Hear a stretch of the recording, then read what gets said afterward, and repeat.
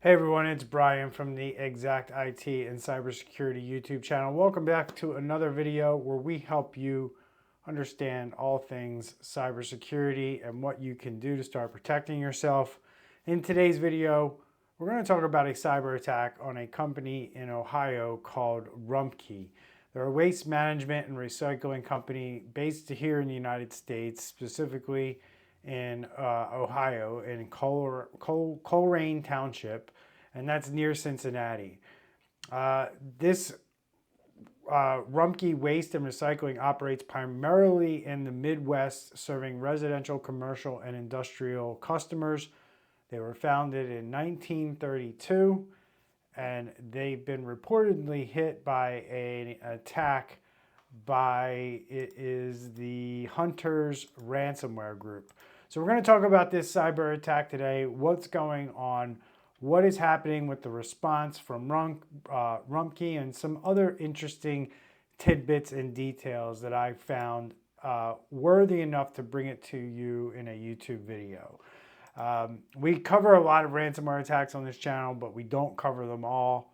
My team and my threat intelligence team here at Exact, we have information that shows us that there were over 16 companies added to dark web leak sites yesterday, October 29th, 2024. And that's just on October 29th, 2024 alone.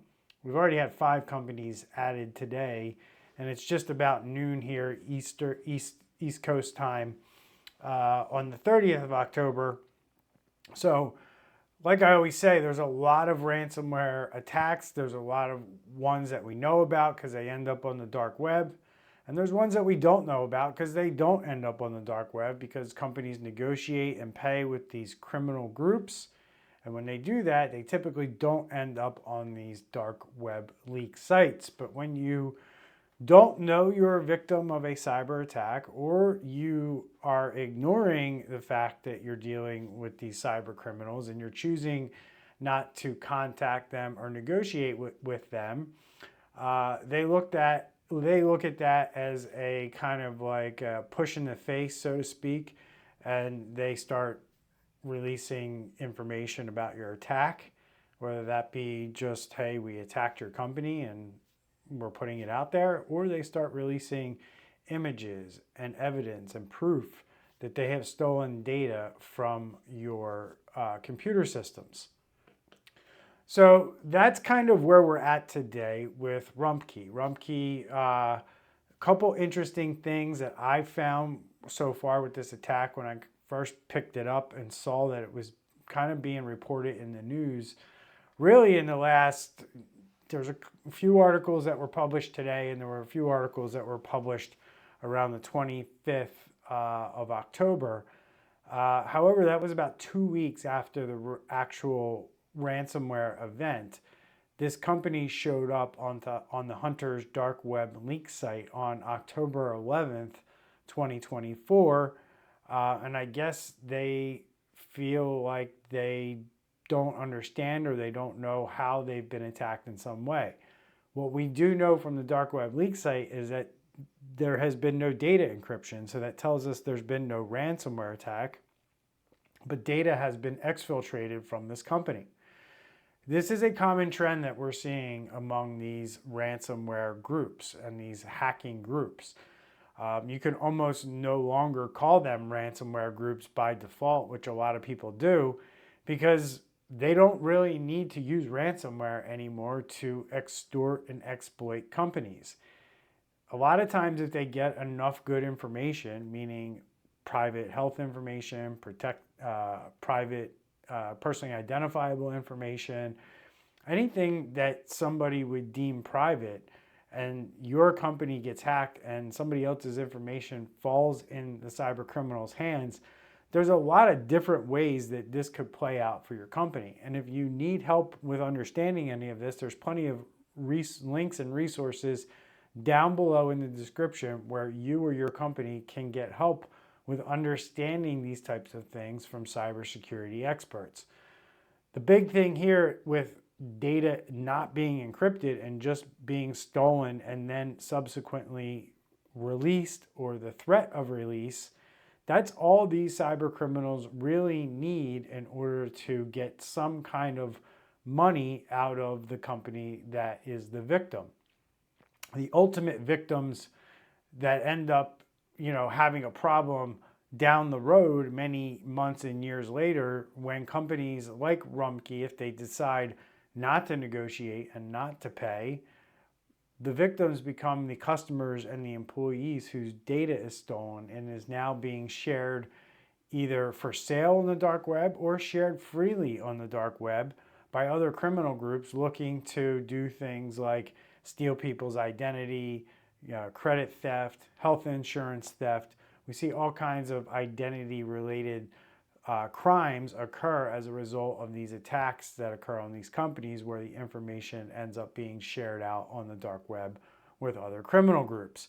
That's the long end of this. The short end of it is Rumpke having an immediate problem with just dealing with this data and whether or not they should pay cyber criminals. And why would a company consider paying cyber criminals who are threatening to release their data?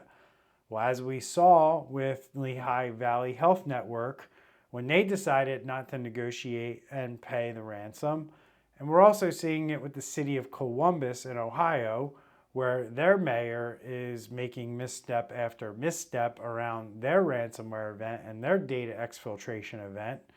A lot of miscalculations are happening by decision makers and business leaders around this data exfiltration piece of these cyber criminal events. The problem is people don't understand them. They don't understand the long-term repercussions of making certain decisions.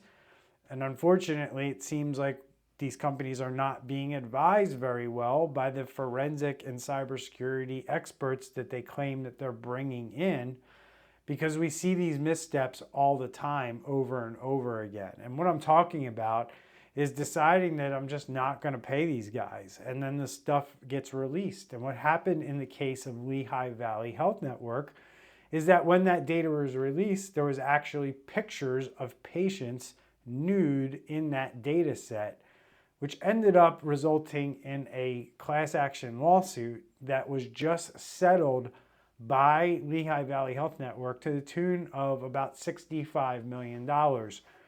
That number is far, far less than the number that the cyber criminals were asking for. So look, you can make a business decision to not pay $2 million to a bunch of criminals and then pay $65 million to a bunch of lawyers as part of a class action lawsuit. That's totally up to you, and it's your business and your right to do it. But I don't see what sense it makes to pay $63 million more than you have to fix a problem, which could have resulted in these individuals who now have their pictures all over the dark web and all over the internet for who knows what to happen with in the future and right now.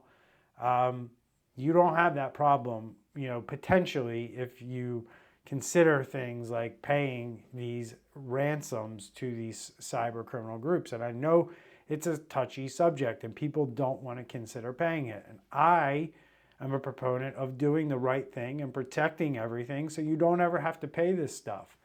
But unfortunately, we know there's a massive gap between what needs to be spent on cybersecurity, which is in the trillions of dollars for most. If we combine that number between all U.S. businesses and the government, it should be in the trillions of dollars, and we're only spending about in the hundreds of billions of dollars. So there's a massive spending gap. A massive investment needs to be made for businesses and our governments to get where they need to be in order to protect the data so things like this don't happen. But until then, we have to consider things like paying the ransom, and it becomes a business decision. And this is the big thing that businesses don't understand, these class action lawsuits that come behind this stuff. Lawyers are getting very good at filing these cases and winning them, and companies are having a hard time defending them and their decisions, simply because I believe this is all new stuff. People just don't know. And there's people out there who are purporting themselves to be experts when they really have never been through any of this stuff, and they just are, for lack of a better term, pretending. So buyer beware when you're in the midst of a ransomware attack or a data exfiltration event, that you need to hire the right people to help you and guide you on these things. So as of about October 25th, which I said is about 2 weeks after the actual event showed up on the dark web, we have Rumpke Waste and Recycling said they are investigating after becoming aware of a cybersecurity incident. A statement from Rumke confirmed that with the findings, service to customers will not be impacted. Neither customer payment information nor payment processing systems are currently believed to have been impacted. More than likely, that's because they're using a third party for that. It's not their own systems. So they put out a statement that said Rumpke is aware of a cybersecurity incident. The information security of our employees and customers is and always has been extremely important to us. At this time, we do not believe any customer payment information or payment processing systems have been impacted, but the Rumpke service will not be impacted in any way. Rumpke is diligently working with forensic experts to investigate this incident. We will provide appropriate notifications and resources to anyone impacted as soon as we are able to. Rumpke. So essentially what I believe is going on here is they were made aware of this dark web leak post, and they either haven't found a system that has any kind of ransomware information, or ransom demand on it for the data exfiltration event. So this is kind of like, do we really believe that this is happening to us type of thing, because they don't have telemetry, or they don't have the ability to know if somebody offlifted a bunch of data out of their network, which in today's day and age, there's tools out there where you can be aware of that stuff pretty easily and pretty quickly, and they didn't have these things in place. Now you can debate all day whether that's a more advanced approach to your cybersecurity practices, but when you put out a statement that says the information security of our employees and customers is and always has been extremely important to us, and we also know this company's revenue level, and the fact that they're acquiring companies, it seems, and expanding in the Midwest pretty aggressively, you would hope that they would have something like this in place, because the cyber criminals know that we are looking and defending against ransomware. So they're looking for other ways to extort businesses and make money off of them, because it's all about the money. That's all it is with these people.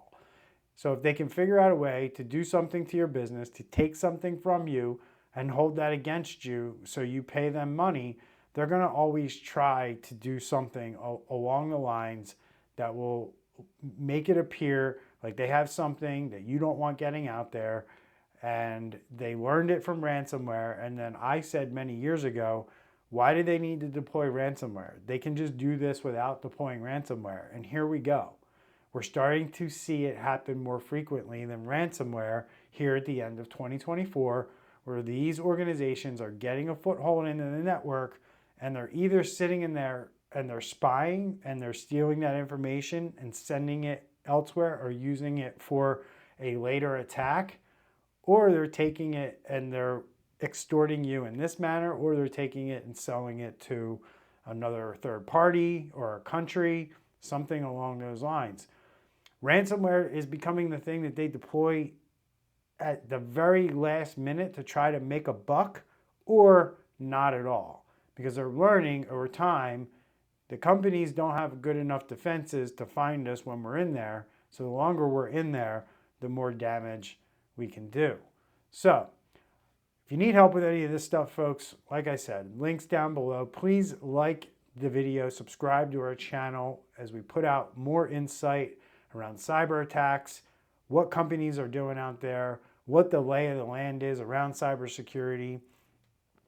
I believe that this information is important to not only businesses, but individuals as well, because the companies you work for and do business with are getting hacked left and right, and your information is what's at stake here. This is the digital gold that these cyber criminals want and rely on to make money.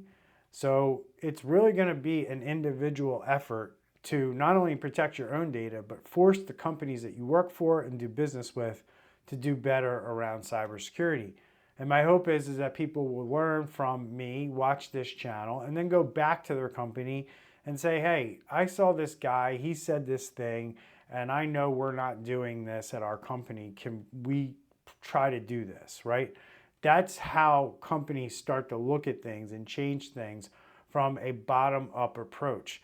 Right now, cybersecurity and the fight to defend your businesses and beat these cyber criminals is a top-down approach or an IT department over to the C-suite where they don't want to hear it type of conversation.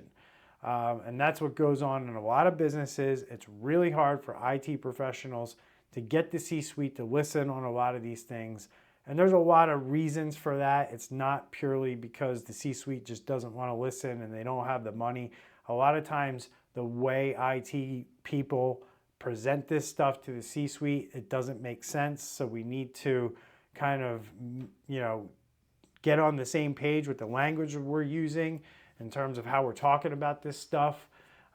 That's a big problem I see as well. So stay tuned to this channel. I'm doing my best to try to educate you and teach you how you can combat this in your own companies. But if you do need help with this, there's plenty of resources down in the description below that you can look at and tap into to get help with this stuff. Again, I'm Brian Horning, CEO of Exact IT and Cybersecurity. See you in the next video. Stay safe out there.